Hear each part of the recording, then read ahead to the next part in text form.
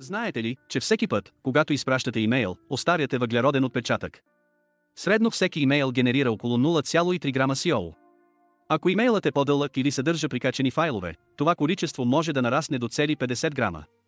С над 4,1 милиарда интернет потребители в света, тези малки количества енергия и парникови газове от нашите онлайн дейности се натрупват сериозно. И така, какво можем да направим, за да променим това? Има много начини да подобрим цифровите си навици. Що се отнася до имейлите, започнете с редовно изтриване на ненужните съобщения, това намалява нуждата от съхранение на данни. По-малко съхранено съдържание означава по-малко консумирана енергия, а оттам и по-малко въглеродни емисии. Можете също да намалите размера на имейлите, като компресирате изображенията и ограничите броя на прикачените файлове. Намаляването на обема на изпратените имейли е простичка стъпка, която може да има голямо въздействие. Отписването от бюлетини, които вече не четете, или пропускането на излишните "благодаря" имейли са други ефективни действия. Имейлите все още са важна част от комуникацията на работното място, но те също пораждат противоречия.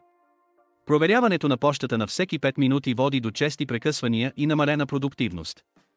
Не е ли време да преосмислим и имейл навиците си и по тази причина?